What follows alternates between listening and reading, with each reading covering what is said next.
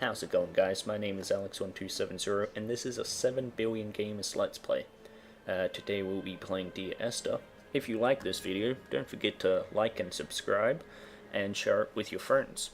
Enjoy!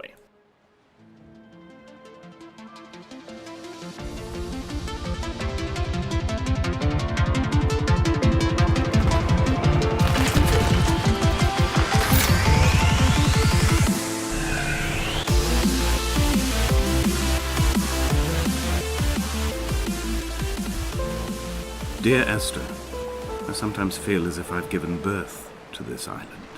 Somewhere between the longitude and latitude, a split opened up, and it beached remotely here. No matter how hard I correlate, it remains a singularity, an alpha point in my life that refuses all hypothesis. I return each time leaving fresh markers that I hope, in the full glare of my hopelessness, will have blossomed into fresh insight in the interim.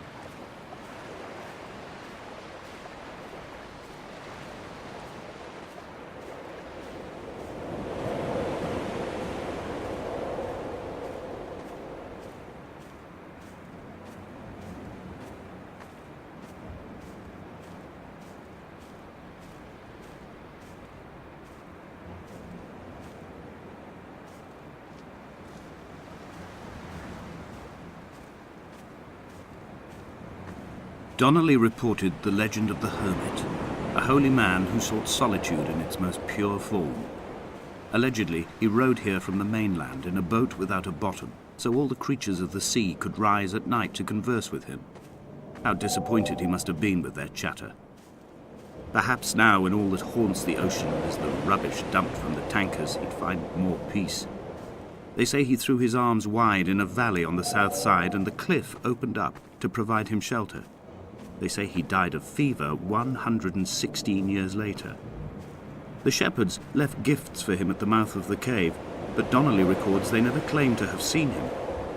I have visited the cave and I have left my gifts, but like them, I appear to be an unworthy subject of his solitude.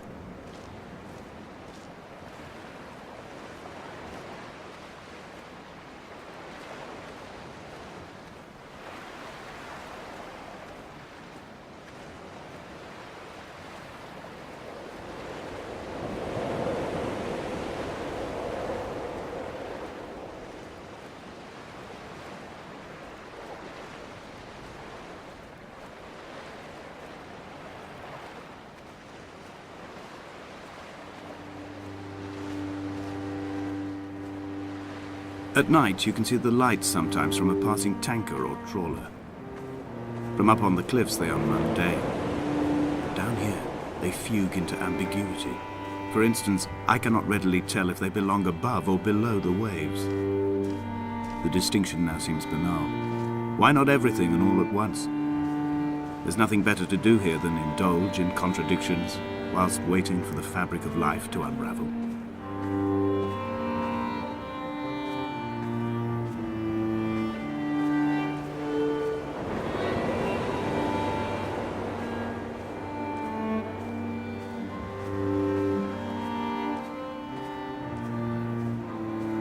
Donnelly's book had not been taken out from the library since 1974.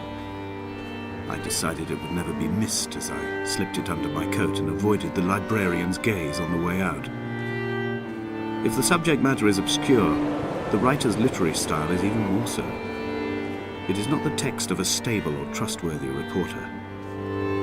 Perhaps it is fitting that my only companion in these last days should be a stolen book written by a dying man.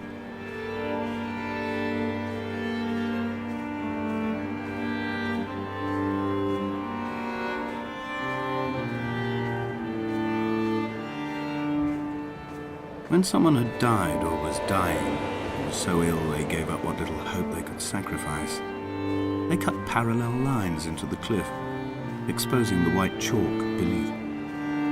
You could see them from the mainland or the fishing boat, and know to send aid or impose a cordon of protection, and wait a generation until whatever pestilence stalked the cliff paths died along with its hosts. My lines are just for this, to keep any would-be rescuers at bay. The infection is not simply of the flesh.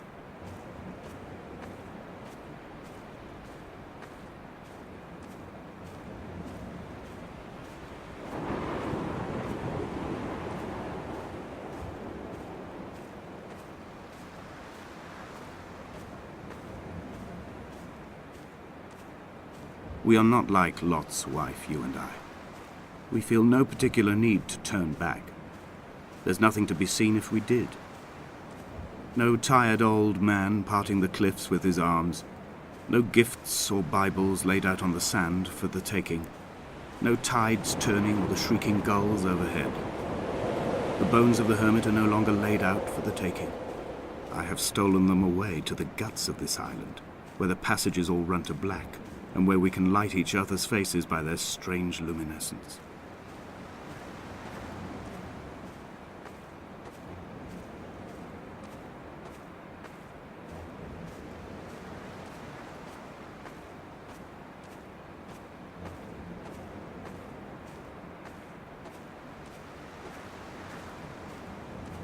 Dear Esther, I met Paul. I made my own little pilgrimage. My Damascus, a small semi-detached on the outskirts of Wolverhampton. We drank coffee in his kitchen and tried to connect to one another. Although he knew I hadn't come in search of an apology, reason or retribution, he still spiraled in panic, thrown high and lucid by his own dented bonnet. Responsibility had made him old. Like us, he'd already passed beyond any conceivable boundary of life. I threw my arms wide and the cliff opened out before me, making this rough home.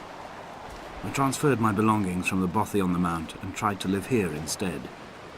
It was cold at night, and the sea lapped at the entrance at high tide.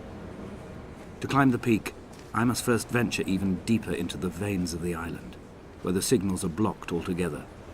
Only then will I understand them, when I stand on the summit and they flow into me, uncorrupted.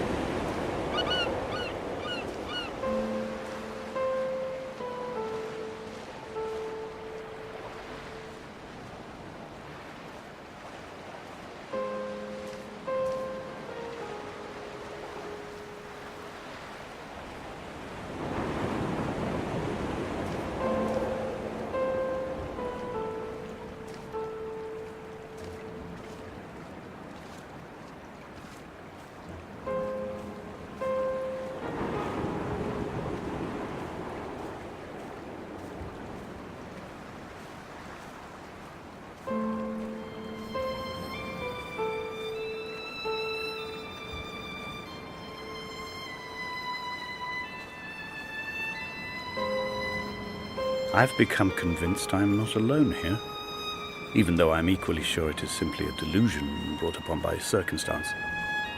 I do not, for instance, remember where I found the candles, or why I took it upon myself to light such a strange pathway.